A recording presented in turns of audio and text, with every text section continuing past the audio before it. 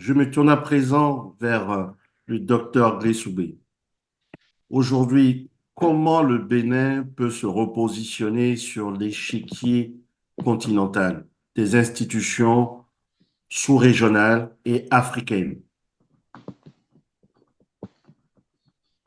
Veuillez activer votre micro, s'il vous plaît, docteur Grissoubé. Merci, monsieur le modérateur. À la suite du ministre Akadri, je dirais trois choses. La première chose, c'est de reconnaître la théorie universellement connue, qui est que la politique étrangère d'un État se détermine par rapport à ses intérêts propres. Lorsqu'on prend cette théorie, on peut se dire que tout est possible en fonction des intérêts d'un État dans les relations internationales. La deuxième chose que je vais dire, c'est de prendre l'exemple euh, du port de Rotterdam aux Pays-Bas. Vous savez, le port de Rotterdam est le premier port aujourd'hui en Europe. Mais comment ça s'est passé pour que le port de Rotterdam devienne le premier port en Europe? À cause de la coopération que les Pays-Bas ont entretenue avec les États qui leur sont voisins. Je veux citer l'Allemagne, je veux citer le Royaume-Uni, je veux citer enfin la Belgique.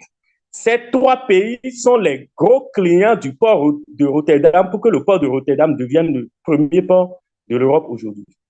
C'est pareil, le Bénin peut faire de son port le premier port de la sous-région ouest africaine à partir des relations que le Bénin entretiendrait avec ses États voisins, en l'occurrence le Nigeria, le Niger, le Burkina et pourquoi pas une partie du Mali.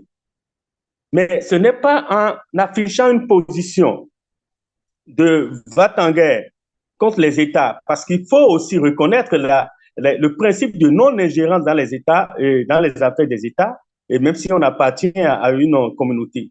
Donc, du coup, le Bénin en fonction de ses intérêts économiques, devrait en tenir compte dans les relations qu'il pourrait avoir avec ses voisins pour se donner des objectifs économiques.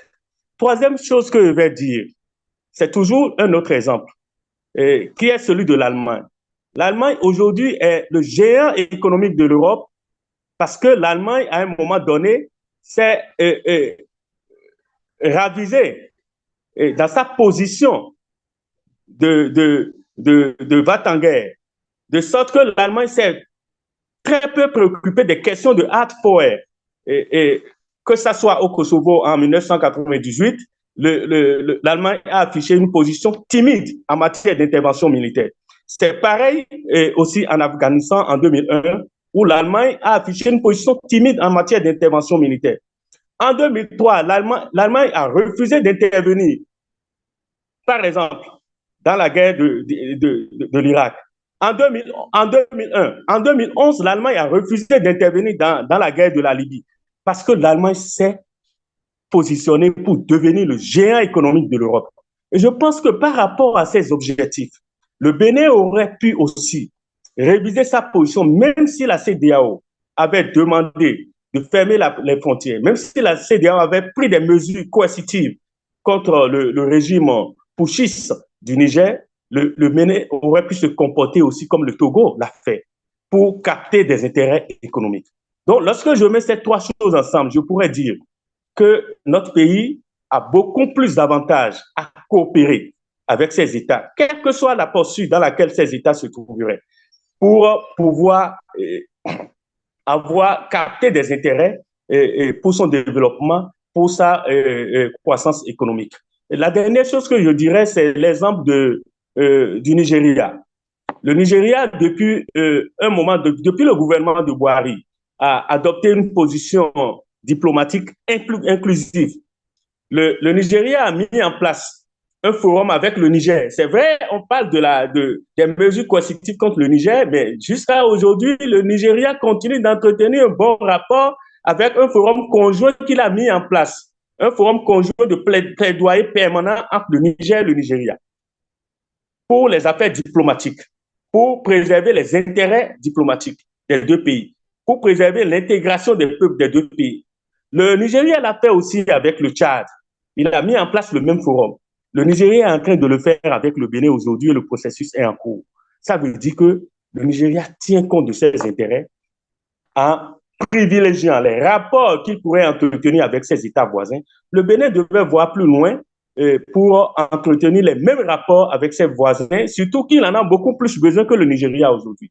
Donc, je pense que dans la sphère de la communauté, le Bénin a à revoir ses engagements, le Bénin a à revoir ses approches de coopération pour pouvoir maintenir le cap et sortir la tête de l'eau, parce que nous avons tous constaté que depuis la fermeture de la frontière avec le Niger, depuis les difficultés avec le Niger, et depuis les difficultés qu'on a avec les États de l'AES, qui sont des États pushistes en griffe, l'économie du Bénin est en train de prendre un coup. Donc, je voudrais dire pour finir, qu'en ce qui concerne la question de sécurité, lorsque le Bénin s'est isolé des 3 États de l'AES, par exemple, qui n'est que le résidu du G5 Sahel, les 3 États de l'AES, là, on l'oublie très rapidement, n'est que le résidu du G5 Sahel en dehors de la Mauritanie et du Tchad. Donc, lorsque le Bénin s'isole en respectant les décisions de la communauté à laquelle le Bénin appartient, le territoire du Bénin peut servir d'arrière-cour aux terroristes qui pourraient y voir leur retranchement lorsqu'ils seront persécutés à partir du Niger, à partir du Burkina et même du Mali. Donc, il y a lieu que le Bénin entre très vite en discussion avec ces États pour ses intérêts nationaux. Donc, voilà ce que je voulais dire à la suite du ministre Akadri, et dont je partage beaucoup de points. Merci beaucoup.